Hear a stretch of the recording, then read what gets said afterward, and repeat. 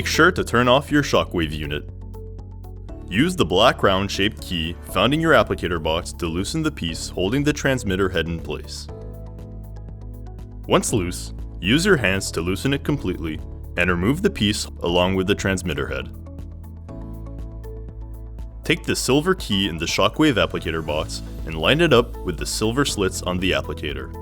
Begin loosening the silver piece using the key in order to allow access to the revision kit. Once completely loose, put the piece aside and remove the revision kit from inside the applicator. Use a standard brush to wipe clean the inside of the applicator. Take the new revision kit and unpack it from its plastic container. Put the new revision kit in and make sure it lines up properly with the shape inside the applicator.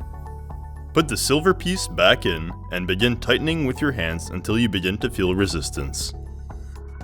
Tighten the last few turns using the silver key. Place the transmitter back into place. Place the transmitter holder back into place and then tighten using your hands. Use the black key for the last few turns to ensure it's well tightened. Plug the applicator into the unit by making sure the red dots on the connectors line up. Now to reset your shot count, turn the unit on.